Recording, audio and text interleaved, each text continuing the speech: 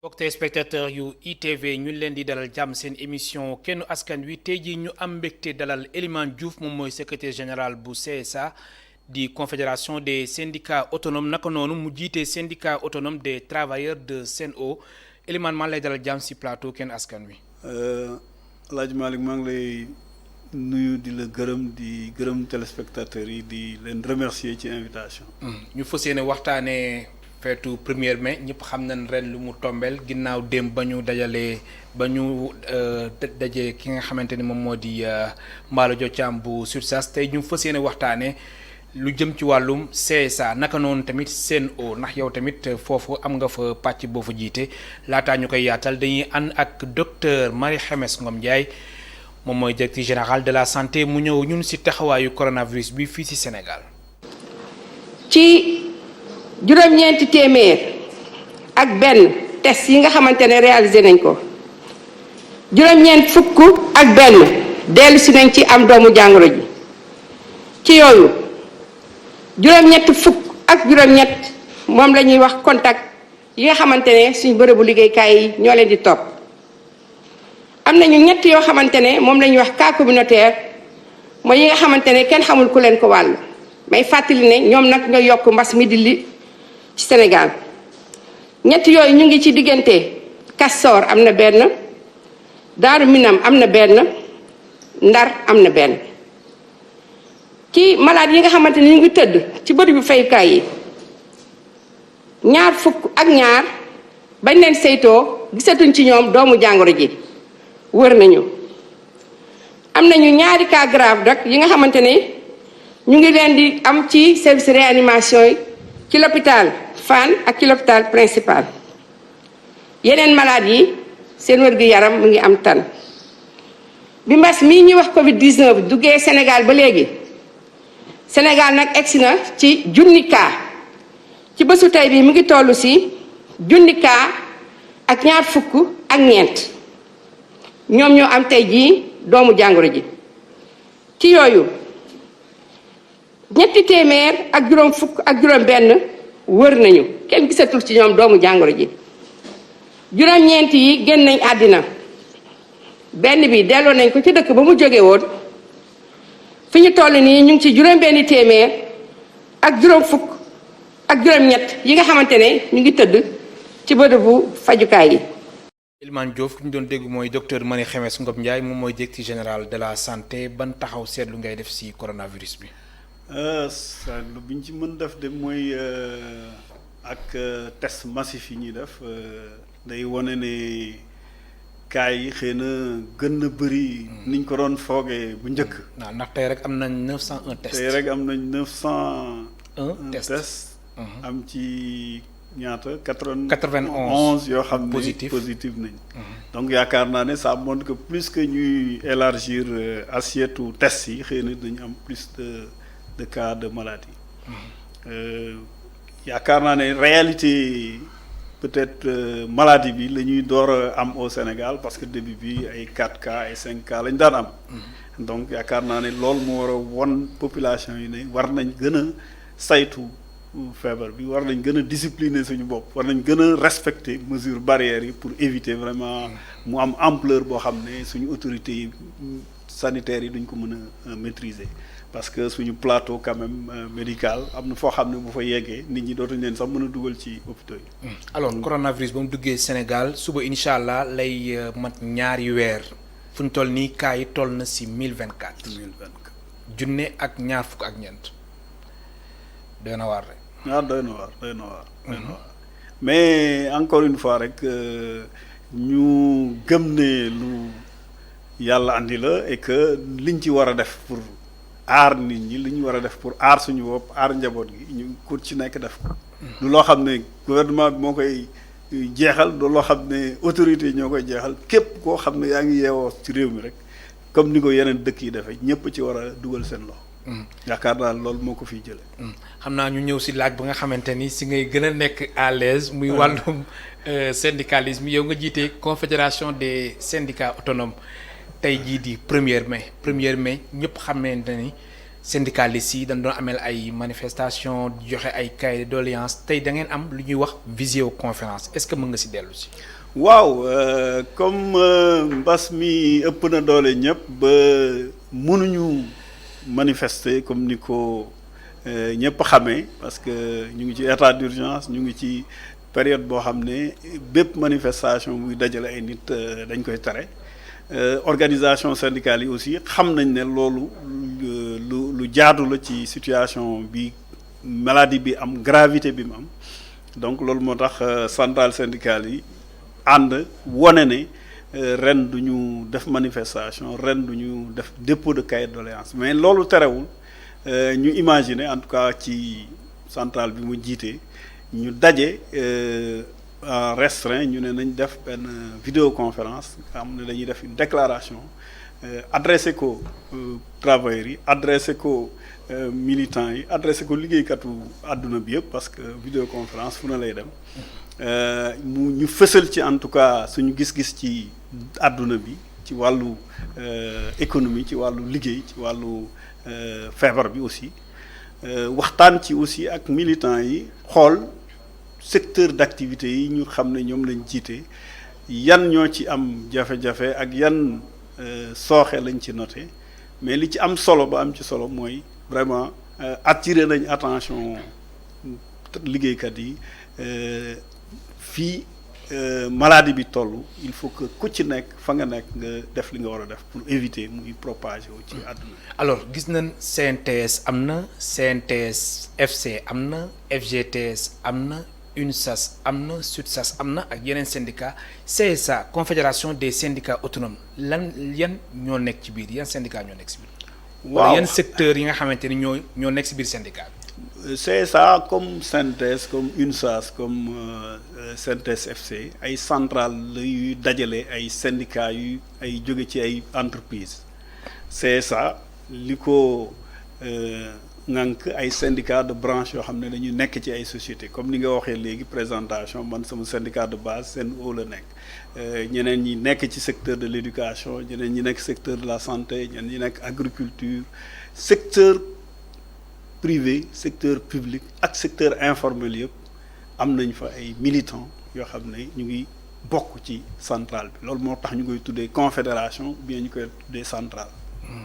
alors léegi su weesoo loolu confédération des syndicats autonomes tey da ngeen génne déclaration génne aussi manifeste lan lañ si mën a jàpp.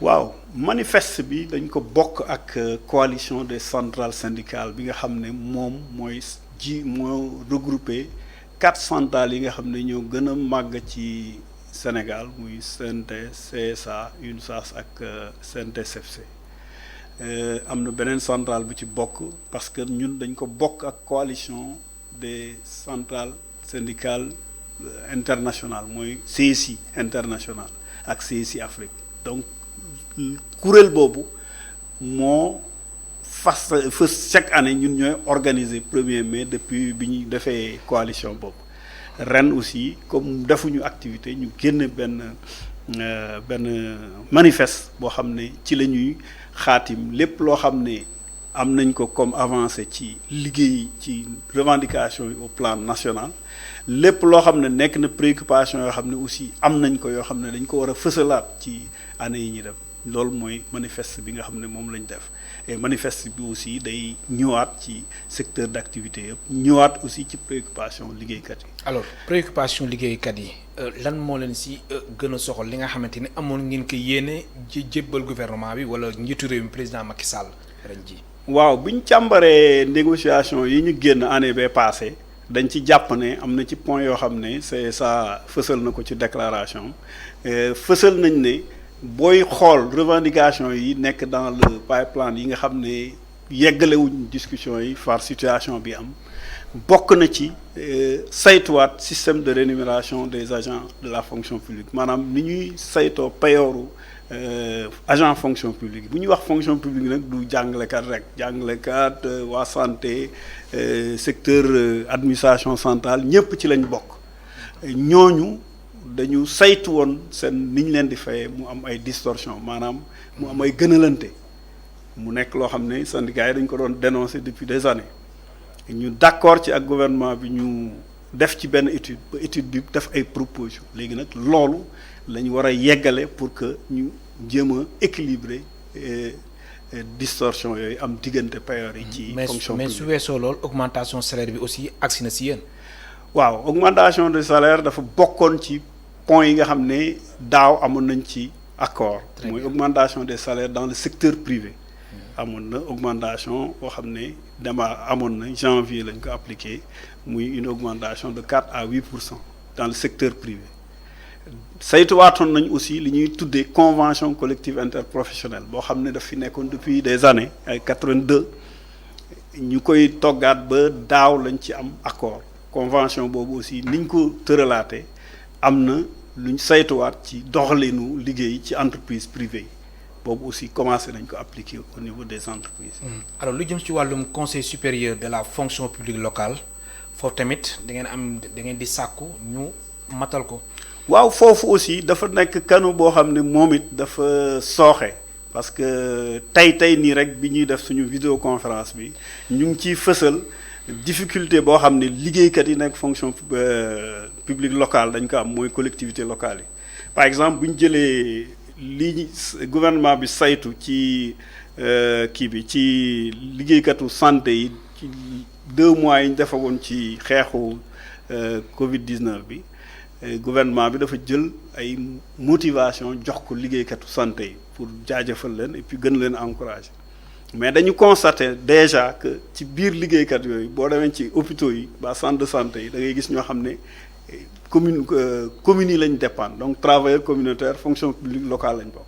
ñooñu ñu beddi leen ci fay ñi nga xam ne ñoo nekk fonctionnaire ou nekk ay agents étatiques loolu mooy fësal ne la fonction publique locale conseil supérieur boobu nga xam ne moo ko war a yëkkati carrément ñu reconnaître ko définitivement dañ ko war a yeggale pour permettre ñoom aussi ñu retrouver wu comme ni fonction publique locale fonction publique amee nii direction générale du travail amee au conseil du travail am ñoom aussi seen fonction publique boobu vraiment ñu jëmmal ko avantage yi ñu war a am yëpp ñu am ko. si seen jàmmat yi aussi bokk na si lépp jëm ci wàllum SMIC ñu revaloriser ko. waaw bon SMIC bi quand même revaloriser nañ ko daaw ak daaw jéeg.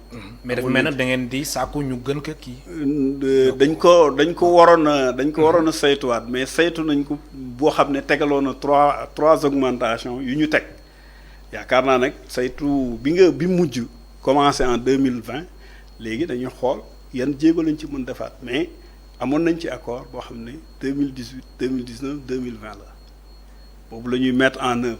léegi bu weesoo nag la ñuy xool mise en œuvre bi est-ce que ci biir entreprise yi parce que daf ci am entreprise yoo xam ne aussi dañuy def un accord général duñ ko appliquer. par exemple secteur yu bëri yoo xam ne comme ay gardiennage et cetera da ngay dem ci biir gis entreprise yuy appliquer ñii duñu appliquer loolu mooy andi ci biir inspection du travail ak suñu syndicats yi nga xam ne ñoo nekk dans ces secteurs d'activité di xeex pour que ñu appliquer leen SMIC boobu. loolu mooy nekk ay préoccupations yoo xam ne mën nañ ko relever pour le moment. alors Elimane Diouf ren cahier de doléance amul est-ce que loolu dafay signifier incha allah atum 2021 da ngeen di boole doléance su ren ji ak doléance yi di ñëw. waaw déposé wuñ cahier de doléance mais El Hadj Malick signifié wul ne négociation du am. parce que comme ni ma la ko waxee léegi dañuy ñaan kay mbas mi gaaw jóge fi mais préoccupation yi fi nekk moom ñu ngi fi bu ñu amee yi nga xam ne sottiwul pour le moment boole ci ak yi ñëw yaakaar naa ne foog ñu waxtaan moom mënul ñàkk parce que bu ma jëlee rek nan la ñuy saytoo mesures yi nga xam ne gouvernement bi jël na ko ci ordonnance bi mu jël le 8 avril pour accompagner liggéeykat yi pour ñi nga xam ne même seen entreprise dafa taxaw te ñu war leen a fay au moins 70% seen salaire muy secteur tourisme secteur hôtellerie transport aérien transport d'une manière générale am na ci secteur yoo xam ne vraiment dafa taxaw hôtellerie ak autres secteurs yooyu par exemple 2 mois 3 mois mën nañu accompagner mais au-delà de période boobu comment nan lañ leen di accompagner pour que seen reprise am. pourtant nag foofu même ministre du tourisme doguma la. amal na lu ñuy wax crédit hôtelier 15 milliards. waaw mais crédit hôtelier 15 milliards yi ñaata mois lay tenir. C'est ça la question fondamentale. ñaata mois lay tenir par rapport à la situation. Si la situation s'arrête très tôt xëy na loolu dina sotti mais terewul entreprise bu taxaw pendant 2 mois 3 mois le monde entier taxaw. Par exemple quand on reste toujours dans l'hôtellerie par exemple. hôtellerie mu ngi dépendre ci ñu ubbiwaat aéroport yi ñu voyage ñëw dama ko jëw bu dul loolu même bu mbas mi jeexee te au plan international nit ñi ubbeeku waatuñ commencé voyager la plupart des hôtels seront dans des difficultés donc moo tax ma ne la foofu ñun ak ministère du travail ak centrale syndicale yi ak secteur privé foofu dañ fa war a créer benn cadre de dialogue boo xam ne mooy saytu mise en œuvre mesures yi ñu am actuellement mais mooy saytu aussi xool nan la ñuy reprendre liggéey bi ba liggéeykat yi mën a retrouver seen emploi moo tax ma ne la même bu kay doléance amul liggéey baa ngi fi du jeex du xaaj. damay ragal at bii di ñëw xam naa ne moom doléance yi dina bëri de. non mais buñ ci xam naa ne moom at bii di ñëw moom président Macky Sall moom doléance yi muy jot. dina bëri ndax xam naa yu ren ji doo leen ko bàyyi ginnaaw te yi di ñëw tamit doo leen ko bàyyi. mais yaakaar naa quand même yi fi nekk nii am na ci yoo xam ne xëy na mën nañ ko saytu balaa 2021 di ñëw parce que mai 2021 moom am na lu fi des. am na lu fi des. alors confédération des syndicats autonomes aussi suñ ko waxee mën nañu wax ni aussi yéen lépp lu jëm ci wàllu nekkinu askan bi dangeen koy bàyyi xel lu si mel ni baisse des denrées. waaw loolu tamit fa ngeen si toll. foofu yéen a ngi sàkku ba léegi état bi aussi gën a wàññi. njëg yi ci dund bi askan bi gis ci seen bopp. waaw bokk na ci point yi nga xam ne soulevé nañ ko d'ailleurs suñu point yi nga xam ne moom nekk ay point perspective parce que baisse des denrées de consommation courante yàgg na nekk toujours ci plateforme centrale yi baisse du prix du carburant par exemple bokk na ci point yi parce que constaté nañ bien que situation maladie bi moo andi crise bi tax pétrole au plan mondial wàcc. très bien mais bu wàccee quelle que soit la situation gouvernement bi dafa war a jël en compte cette préoccupation wàññi prix carburant parce que bokk na ci facteur yi équilibré. suñu mais ak si contexte bi ñu nekk nii. mais même bu dee contexte bi la yéen ñëpp xam nañ ne prix u pétrole dafa wàcc ba fi mu nekk nii à ras la nekk. c'est vrai gouvernement bi mu ngi équilibré parce que li muy jëlee foofu mu ngi koy joxewaat ci yeneen. soutien très bien day équilibré.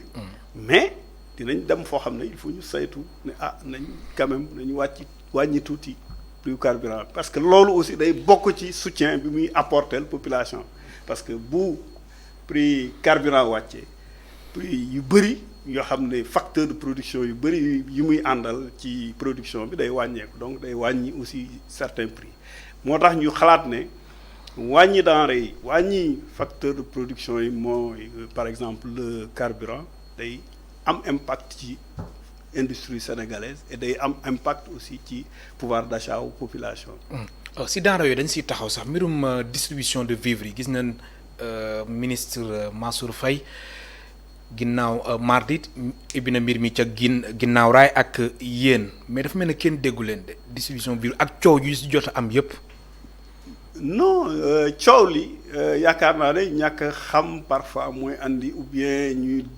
orienter débat bi fu ñu ko warul orienter. parce que ñun bi président de la République di rencontrer force vive yëpp rencontrer nañu ñun centrale yi.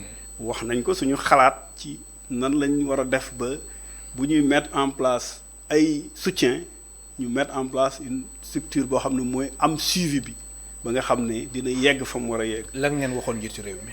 liñ ko waxoon mooy na mettre en place un comité de suivi boo xam ne inclusif maanaam force vive yëpp dañ ciy bokk.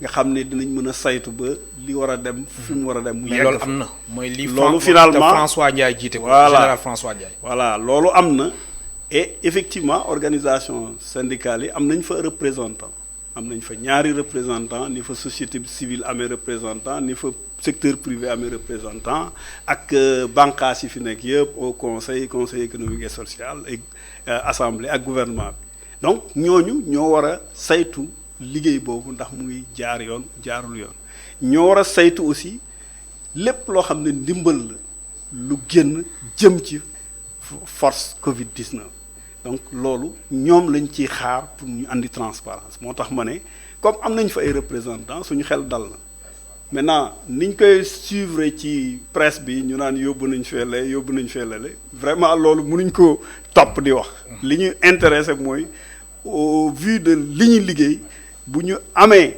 retour suñuy représentant ci point bi nga xam ne mooy point essentiel ci loolu la ñu mais Elimane en tant que syndicaliste yow nga jiite confédération des syndicats autonomes am nga ci xalaat par rapport ak distribution de vivres même soo leen fi amee ay représentants ndax mbir mi nu ñu koy doxalee nii yow ànd nga ci. non xam nga bu fekkoon ne man dañ ma laaj sama avis avant mais ñun dañuy jekki-jekki bi ñu defee concertation bi effectivement président duggul ci yenn détails yi xam nga moom day concerté wu laaj les grandes lignes maintenant c'est le gouvernement les ministères sectoriels ñooy xool na nañuy jëmmale soutien yi mais xam nga bu doon soutien am na yeneen forme yu ñu ko mënoon a defee coow yi sax du ca par exemple si je prends l'exemple de la Côte d'Ivoire avant même Côte d'Ivoire di ko def am na ñoo xam ne def nañ proposition ne bu ñuy joxe vivres yi bu ñu naree def soutien population yi nañ tànn nit ñi ñu jox leen ko par Orange Money ou bien ñu yónnee leen ko xaalis ñoom ñu jëndal seen bopp seen dund parce que ñooy xam à peu près seen besoin lan la donc yooyu bu amoon xam nga coow li du demee nii mu demee xëy na dina kii jot na kii jotul mais bu fekkee ne nag dañuy jënd fii façon bi ñuy jëndee dina am coow. façon bi ñuy camions yi ñuy transport dina am coow. et yooyu yëpp c'est des coûts yoo xam ne bu doon dañuy jël xaalis jox nit ñi xëy na mooy gën a yomb sax que bu ñuy jënd li donc vraiment man gis-gis boobu laa ci am boo xam ne. kon yow joxe xaalis bi si nga gënoon ànd. moo gënoon a yomb moo gënoon a économique ci wàllu maintenant beneen analyse mën na fi am. parce que les économistes diront que. le fait que ñu jënd ceeb dina liggéeyloo ay commerçants ou bien ay grossistes le fait que ñu jël ay camions ñuy distribuer aussi dinañ liggéeyloo ay transporteurs liggéeyloo ay nit. te ñaari pàcc yëpp moom tool te ñaar yëpp ñun parfois daf ñuy intéressé parce que ñun dañuy jiite ay liggéeykat yu nekk ci secteur yooyu. effectivement loolu moo tax ma ne la foo ci xool am na ay avantages ay inconvénients mais man franchement yaakaar naa ne inconvénients yi mu ngi ëpp ci processus bi nga xam ne moom la ñu teg et moom en tout cas mu gën a bëri coow mais yaakaar naa ne ñu ngi saytu même au niveau de notre centrale am nañ comité boo xam ne liñ ko sas mooy lépp lu bokk ci wàllu mesures yi nga xam ne gouvernement bi jël na ko mu jëm ci liggéeykat yi mu jëm ci population bi ñu koy saytu di ñu remonter information yi par rapport ak seen suivi. ma fàttali suñ mbokk téléspectateurs yi ñu ngi dalal Elimane Diouf moom mooy secrétaire général confédération des syndicats autonomes naka noonu mu jiite syndicat autonome des travailleurs de Sen'Eau alors mooy lu ma doon wax sànq léegi dañuy ñëw si beneen pàcc bi nga xamante ni moo soxal Sen'Eau suñ mbokk téléspectateurs yi mën nañu woote si 33 824 88 06 alors gis nañ contrat d'affermage bi nga xamante ni léegi moom moo am ba Sen'Eau léegi moom moo amee wàllum ndox coow li bëri woon na seen brassard rouge yi seen manifestation yi seen sit-in yooyu yëpp mais depuis janvier ba léegi kenn déggu leen wala état de grâce ngeen doon may état wu Sénégal téeméeri fan wala.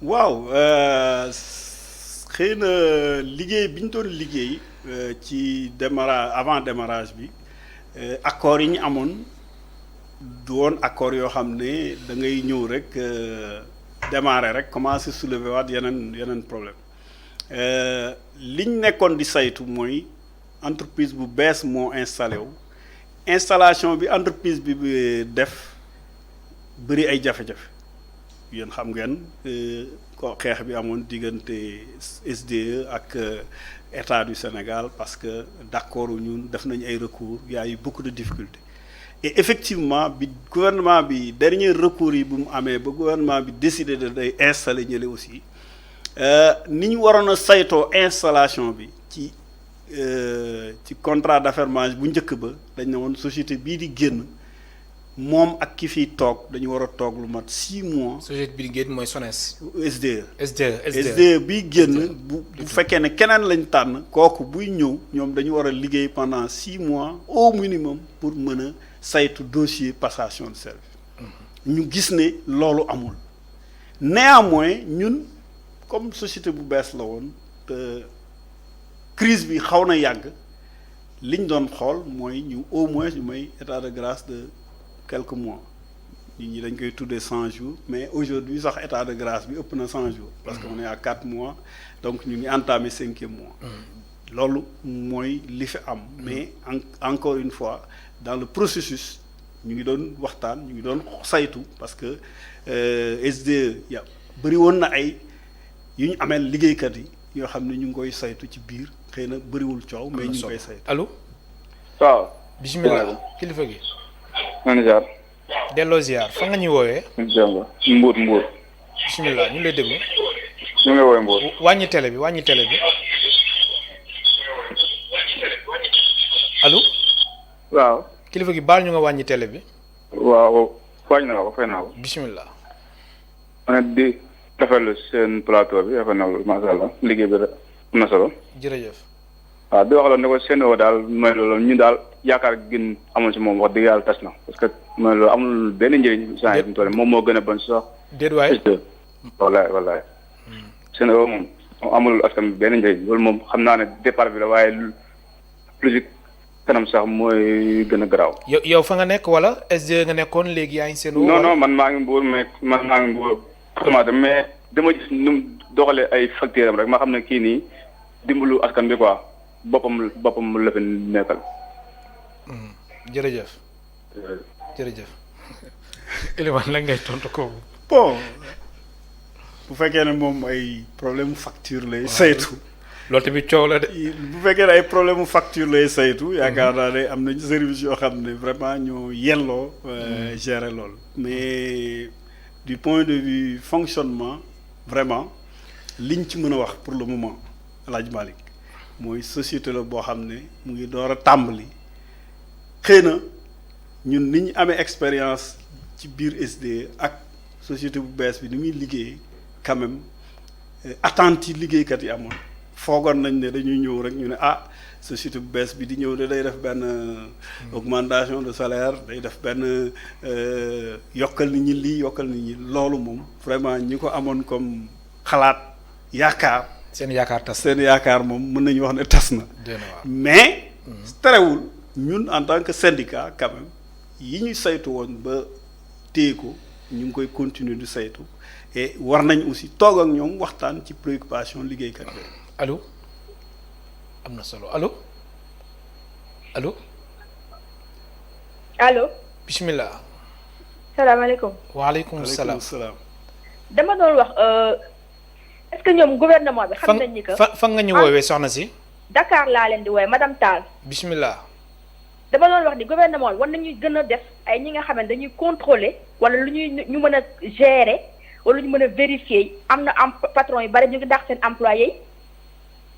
ci en catimini di ko def ci suuf ñu ngi licencié nànk damay bañ a wax tur mais par exemple xam naa benn société comment dirais-je de pharmacie ay indien la ñu nekk Sénégal mais ñu ngi licencié ay ñu bari seen personnel bi. autre part dama bëggoon aussi signaler benn affaire mooy. par exemple les hôteliers ñu ne leen dañ leen di jàppale ci benn comment dirais-je benn ci force Covid bi ba pare di leen fay ñu leen di fay. ñu ñuy confiné 50 000 francs par jour comment dirais-je je sais pas si c'est par personne ou bien je sais pas comment dirais-je est-ce que loolu logique na hôteliers yu bare ñoom liggéeyatuñu woon pratiquement ñoom tëjoon nañ ñoom ils vont gagner plus ci force Covid bi xaalis bi ñu leen di jox il faut que ces gens là maanaam li ñu ko distribution bi et tout ça là c'est beaucoup il y a beaucoup d'amateurisme dedans gis nga entreprise petite et moyenne entreprise yu ndaw a ndaw yi ak informel bi ñi nga xamante ne ñemetuñu dem taxaw fenn parce que comment dirais-je dañuy teel a couvre-feu et tout ça là mais ñooñu dañu war a jàppale ñooñu ñoo ko yeyoo parce que en fait c'est le Sénégal c'est l'informel hein ñoom ñoo ko yor ay hôteliers ay étrangers en général tëdd fële seen hôtel yi saison bi c'était y avait rien ñu toog bon leen jox xaalis dina leen di jàppale ensuite di leen fay di seen hôtel di ñu réquisitionné nga xam ne ça tourne dans le vide comme ça. man daal y a beaucoup d'amateurisme dans ce truc là. dans la distribution li ñu war a jàppale ndàmpaay yi et tout ça là. voilà jërëjëf. jërëjëf madame Tall. waaw madame Tall yaakaar naa ne li mu wax lu am solo la xëy na bu ñu amoon possibilité mu am seen ay coordonnées dinañ xam parce que bu fekkee ne société pharmaceutique yooyu dafa installé wu nekk ay société vraiment ñun bu ñu ko mënoon identifier dinañ ko xool ak le comité de suivi du ministère du travail parce que effectivement les entreprises n'ont pas le droit de licencier dans cette période amuñu possibilité licencier ay nit mën nañ def chômage technique mais sauf faute lourde mënul expliquer benn entreprise dàq ay beaucoup de personnes donc bu ñu mënee am vraiment ay coordonnées yu leer par rapport ak loolu dinañ ko mën a saytu parce que vraiment cadre bi nga xam ne ministère du travail teg na ko mën na permettre identifier entreprise bi ñu xool réellement lu xaw nit ñi aussi il faut ñu ñaxtu bokk ci ay syndicats ou bien bu problème amee ñu ñëw saisir syndicats yi parce que ñun lu ñu yëgul mënuñ ci xam. mënuñ ci àddu. foog ñu leen di yëgal yéen ngeen mën a buñ ko yëgoon mbaa ñu am ay éléments mbaa benn syndicat am ay éléments dinañ ko mën a saytu.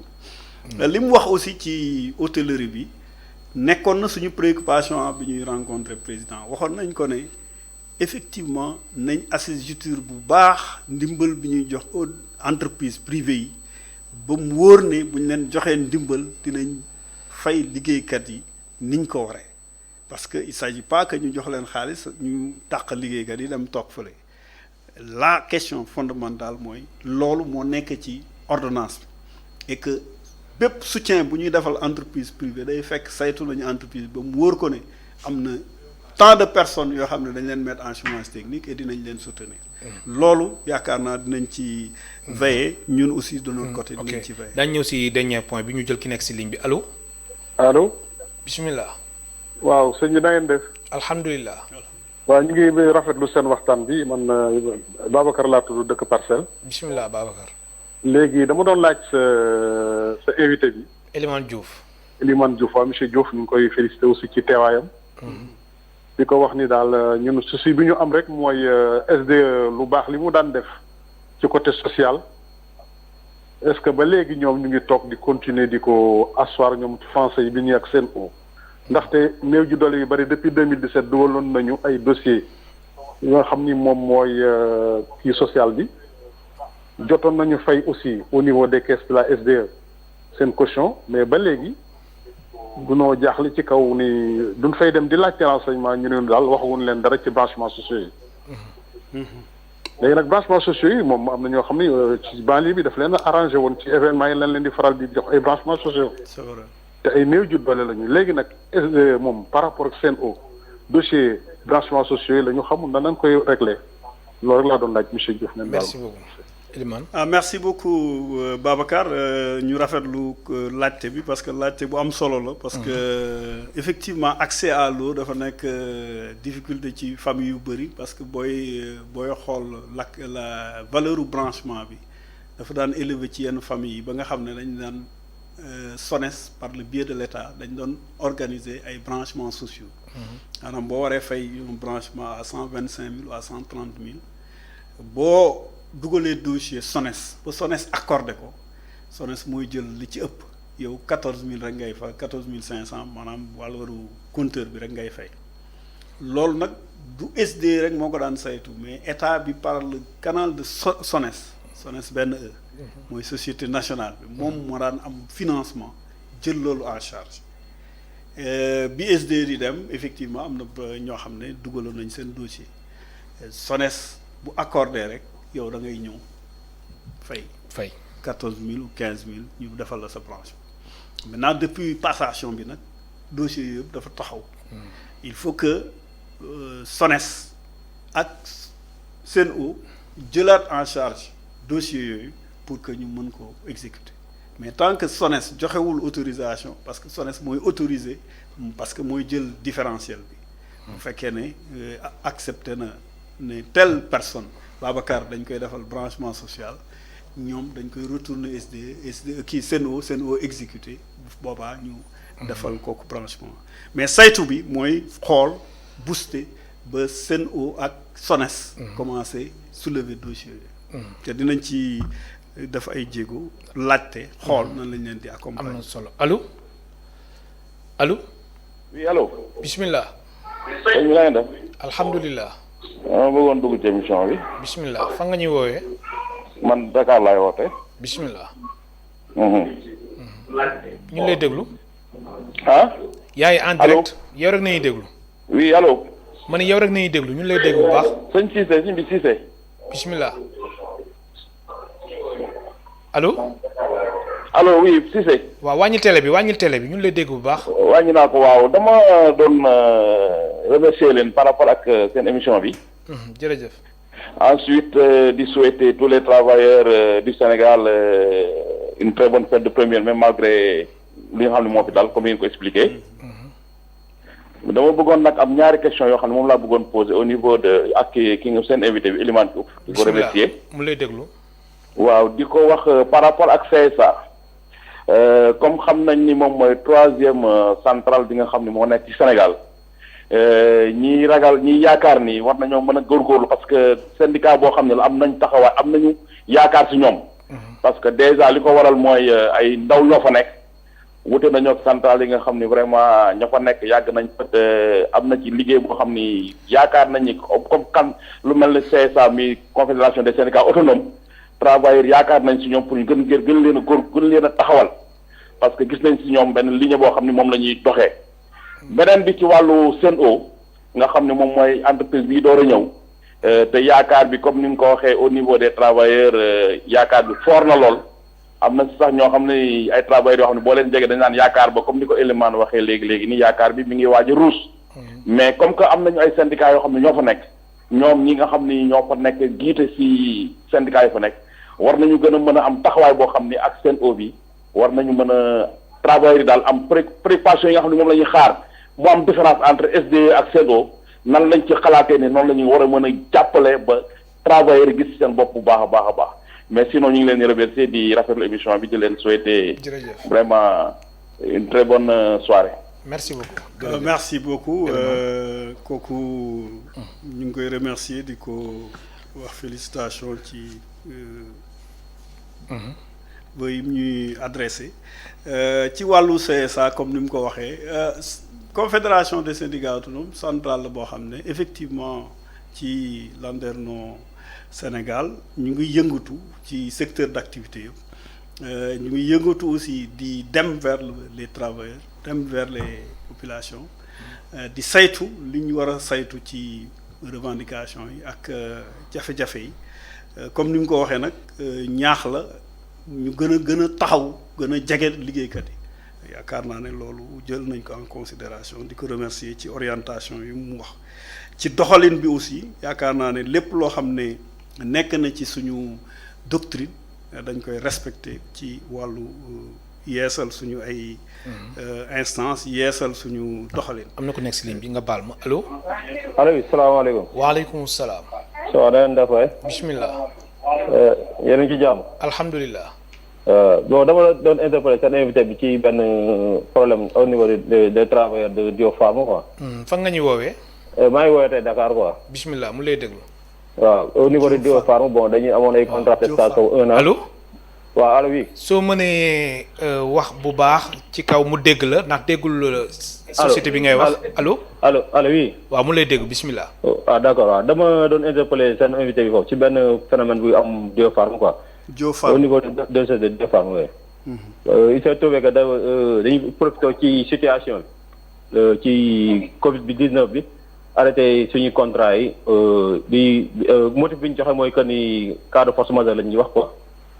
parce que état bon daf ni woon bon benn waruñu arrêté benn travailleur et puis en plus suñ même su fekkee ni dañuy arrêté on doit percevoir 70% de notre salaire quoi mais mooy doon interpellé ci ma ko doon interpellé dam ba xam te loolu ñun ko ban situation lañ ban taxawaay lañ ci war a am quoi ñun. waaw loolu de sëñ bi li ñuy ñaan rek bu mu bañ a dagg mu peut-être mu bàyyil ñu numéro am parce que Diop-Farm peut-être kii au moins moo gën a clair que ki njëkkoon a wax léegi. c'est une société boo xam ne dinañ ko mën a identifier xam réellement liggéeykat ya fa nekk yan conditions lañ leen mettre lañ arrêté seen contrat. parce que contrat yi souvent dafa bëri ay interprétation yoo xam ne nii mënoo xam yan type de contrat la parce que bu dee da nga am contrat 6 mois yi jeex tombeek situation bi ñu ne la duñ ko renouveler bokkul ak koo xam ne dafa am CDI mbaa mu am CDD pendant 1 an ñu jékki-jékki ci biir période bi ñu arrêté contrat donc pour ñu mën leen a gunge mën leen a accompagner vraiment li ñu leen di ñaan rek mooy bu ñu mënee jege CSA mbaa ñun ñu mën a am seen contact dinañ leen accompagner ci liggéey bi pour que vraiment ñu clarifier loolu par rapport ak état du Sénégal parce que état bi aussi li muy saytu day fekk toujours entreprise yi parce que par exemple entreprise privée yëpp yónnee nañ leen ay circulaires yoo xam ne dañ leen di won ne leen bu ngeen amee ay jafe-jafe wax leen yan façon jafe-jafe la ak yan difficulté ngeen am pour fay salaire yi et fiche yooyu ñu envoyé ci entreprise yi nga xam ne patronat bi am nañ ko délégué personnel yi sax jot nañ ko yooyu bu ñu ko renseigner normalement entreprise boobu même bu amee difficulté warula dàq ay travailleurs parce que dañ ko wax ne état bi bu ko recenser dinañ leen jàppale pour ñu fay salaire donc yaakaar naa ne peut-être information bi moo jàllul bu baax au niveau des entreprises et au niveau surtout des petites et moyennes entreprises comme yi muy wax PME les petites PME loolu mooy seen jafe-jafe parce que en général duñu am duñu am les bonnes informations c'est bon wala waaw évacuer nga question yëpp non benn dese woon naa benn ci CNO bi mooy ni mu waxee woon ne même bu yaakaar nit ñi bu amee ñoo xam ne dañu xaw a yàkkamti mais li ci am solo mooy syndicat yi taxaw nañ te dinañ jàmmaarloo ba li nga xam ne yaakaar nañ ne war nañ ko jot dinañ ko jot incha allah. loolu laa bëggoon a dolli camarade bi pour. allo rassurer leen.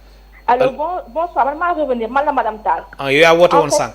waaw en fait c'est une dame qui m'a interpellée maa woote woon sànq c'est une dame qui m'a interpellée. mu ne ma dañ ko ne na arrêté ci société pharmaceutique ba entreprise indienne boobu ma la wax.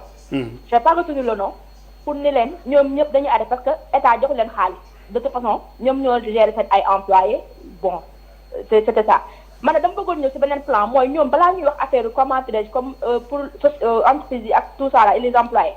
est-ce que ñoom waruñu woon insister pour que dette intérieure bi bu ñu ko fayee ak appurer ko complètement ci Covid ci post Covid bii bu ñu profité woon effacer dette intérieure bi nga xam ne moom la ñu amee entreprise yi ku ci nekk bu ñu la fayee li mu war normalement est-ce que kon yow dinañ leen mën a recenser et puis mu wóor ni duñu mën a dàq kenn parce que ñooñu ñëpp dañu nekk en difficulté ba seet. ñoom ñëpp bu ñu appurer woon seen truc complètement fay dette intérieure bi ñu suqali au moins économie bi je pense qu'il fallait partir de là c'est une simple proposition voilà merci. merci madame Tall il faut me recruter ko mu jox ma information yu gën a leer parce que en réalité. je pense que même dans les mesures prises par le gouvernement. par rapport à l'accompagnement des entreprises. le règlement de la dette intérieure ci la bokk. maintenant dette intérieure bi souvent. dafa bëri ay formes. waaw bëri ay formes léeg-léeg yoo xam ne dina am contentieux te duñ ko yëg. mais effectivement dans les mesures prises en plus des facilités. qu'il y a dans l'impôt les facilités qu'il y a dans les règlements des cotisations sociales etc. le soutien accordé aux entreprises pour soutenir les salaires le paiement de la dette intérieure bokk na ci. donc rubrique yu yaatu la prise en charge. maintenant madame Tall ni muy waxee. xëy na am na ay information yu bëri yu mu dajale xëy na bu ñu amoon. lu gën a leer amoon ak moom contact dinañu permettre xëy na ñu gën a mën a saytu question yooyu muy wax. mais société indienne bi xëy na dinañ laajte ba xam. parce que une société indienne qui intervient dans la pharmacie peut-être du naqaree. ñoom aussi suñu amoon aussi seen version dina si am solo. voilà exactement les tenants et les aboutissants. am na ku nekk si ligne bi allo allo. allo oui. bisimilah. maa ngi tudd Mamadou Diallo. bisimilah Diallo. wàññi télé bi waaw di woote ba Njaareem ah. wàññi télé bi.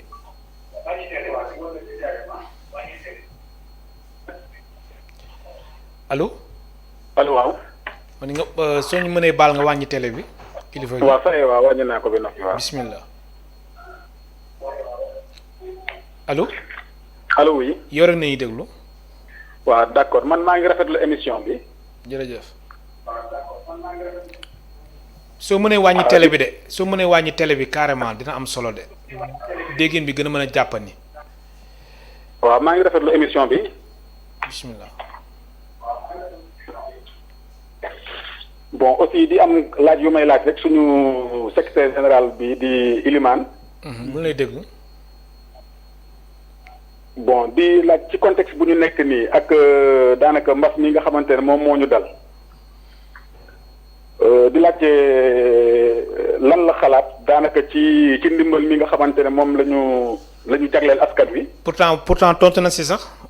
waaw bon dama ñëw nag fekk émission bi di daw noonu dama taal rek yem ci. beneen laaj bi lan la. bon beneen laaj bi daanaka bon xanaa rek contribution la woon rek daanaka di rafetlu émission bi. jërëjëf. waaw di aussi souhaiter à tous les travailleurs une bonne fête du travail.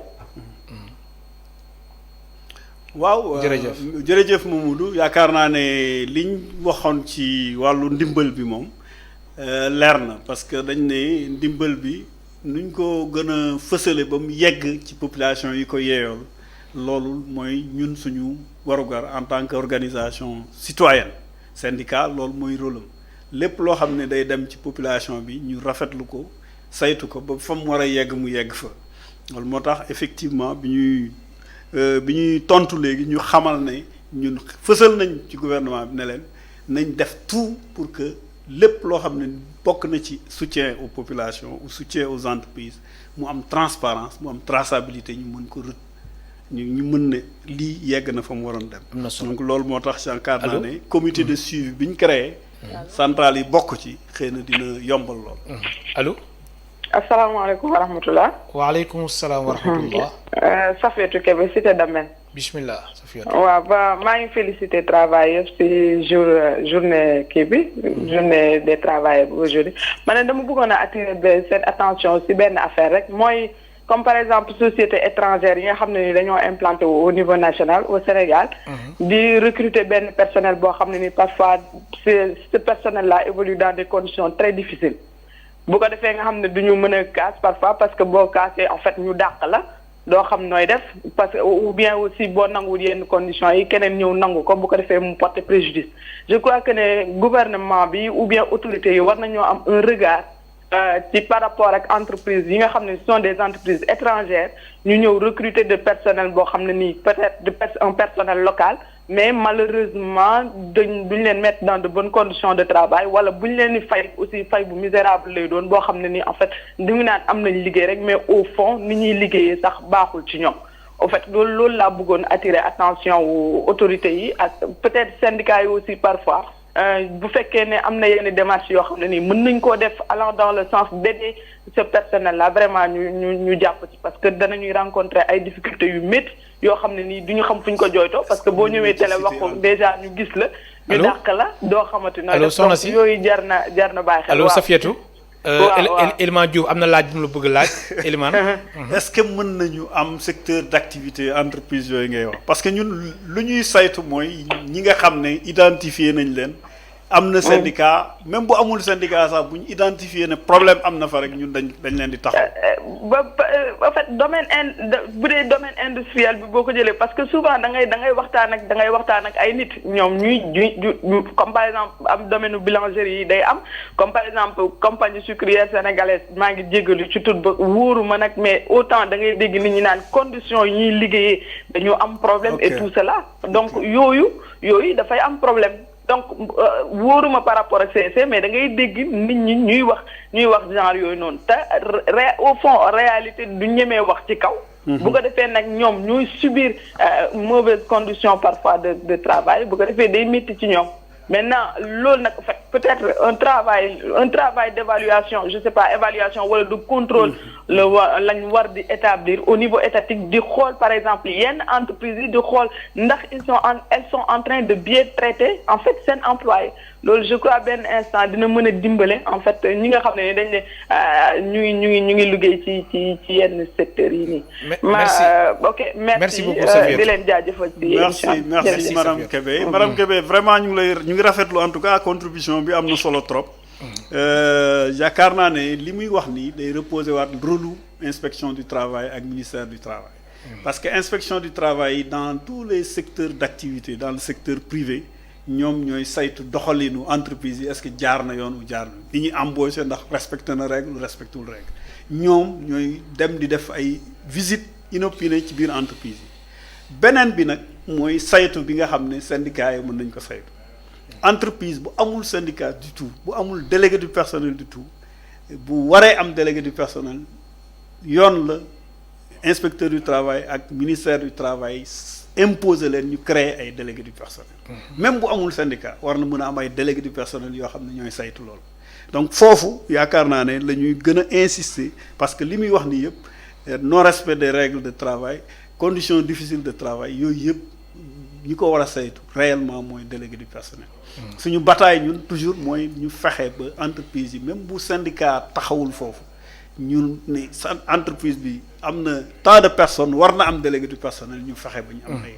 délégué Elimane am na téléspectateur buy insister ñu jël ko waaw na li ñuy desee si waxtu bëriwul allo allo salaamaaleykum. waaleykum salaam waaw man la damaa bëgg a dugg ci émission bi. bismillah yaay en direct si yaa ngi ci ITV biir waaw dafa am ñetti question yi ma bëgg a laaj Elimane Diouf boobu. bismillah waaw mais bal ma ko laaj question bi damay marsawu faire premier mai bi nga xam ne ren li ko dal métti na lool.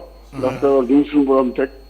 yàlla jële ko fi ngir yàlla mu dem ak jàmm ba nit ñi mën a liggéey ci jàmm. maintenant question bi may njëkk a posé mooy tailleur yi ni ma gisee état bi di ko organiser man d'accord ma ci loolu. dañuy xool ay tailleur yi nekk ci koñ yi ci ruqa-ruqaat yi ni ñu def ba maire yi recensé kër yi location yi métti na trop te ñu liggéeyuñu tey boo jëlee première mai par ci xaalis kenn xamul nu mu toll.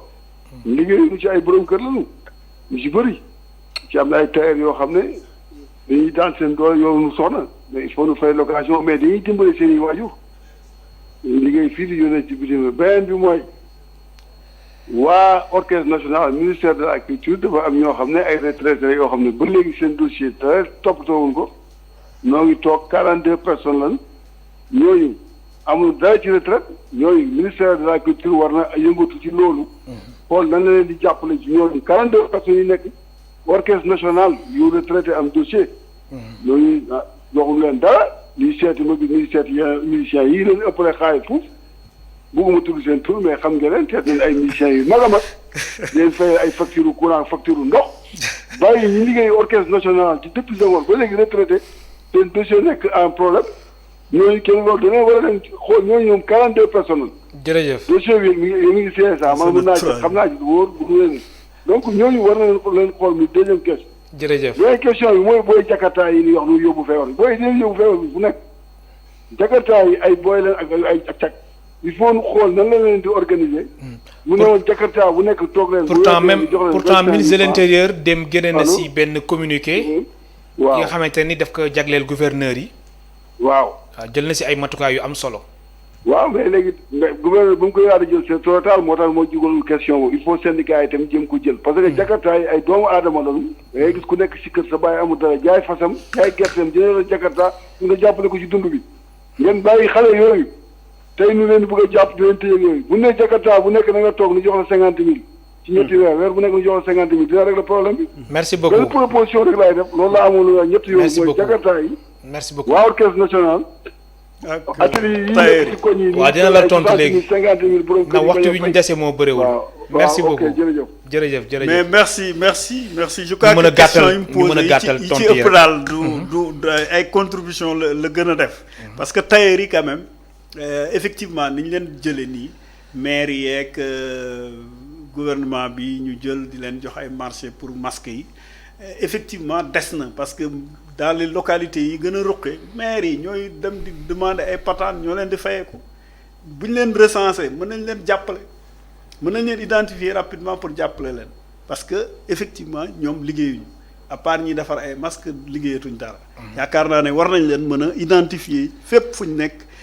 maire yi identifier leen ñu jàppale leen boole leen ci soutien yi Jakarta yi c'est la même chose ministère de l'intérieur buy def arrêté gouverneurs yi xam nañ zone yi ñu nekk nañ leen identifier ñu jàppale leen bu ñu leen jàppalewul ils sont obligés génn liggéey pour dund soutien bi loolu la soutien bi vraiment loolu la maintenant pour orchestre national moom c'est un dossier que dinañ ko jël en charge bu soobee yàlla. incha allah nañ ci dox. alors Elimane Diouf émission bi du jeex te du ma laaj lépp lu jëm ci wàllu modalité de prise en charge bi nga xamante ni état au Sénégal jël na ko mu soxal Senelec ak tamit Sen'Eau mbir mi est-ce que application bi tàmbali na. waaw yaakaar naa ne mbir mi tàmbali na. parce que ndax 670 000 ménages la concerné. waaw normalement SDE ñi jot seen facture yi mois bi dinañ ko ci gis mais il faut que nit ñi xam ne tranche sociale rek la concerné tranche sociale 20 mètres cubes la au-delà de 20 mètres cubes par exemple bu fekkee ne da ngay consommer lu ëpp 20 mètres cubes da ngay fay li ci des mais dinañ ko clarifier ci facture yi dinañ la ne sa facture temps la bu fekkee ne matul.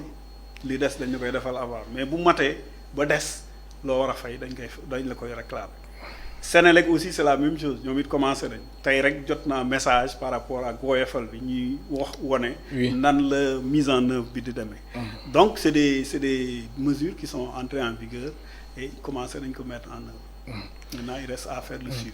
alors une question boo xamante ni 30 secondes rek nga si tontu gis nañ premier mai da syndicaliste yi doon solo di rafetal ay mu bëgg yëpp mais xaalis boobu yéen seen xaalis la wala état wu Sénégal. non mais subvention yi ñu daan jot. bon boo demee dans les entreprises effectivement dañ daan joxe ay subventions. ren amul. ren en tout cas ñun même suñu entreprise ren dañu bañ a joxe subvention parce que danañu amuñu défilé mais yaakaar naa ne li ci am solo mooy. tey bu ñuy xool même dans le cadre de l'activité de Covid bi soutien yi nga xam ne nit ñaa ngi koy xaar ci syndicat yi defe naa moo gën a diis sax le fait que ñu naan dañ doon organiser ay fêtes di Mumbai. Effectivement. Et effectivement les centrales syndicales aussi ont participé à l'effort de guerre en contribuant ci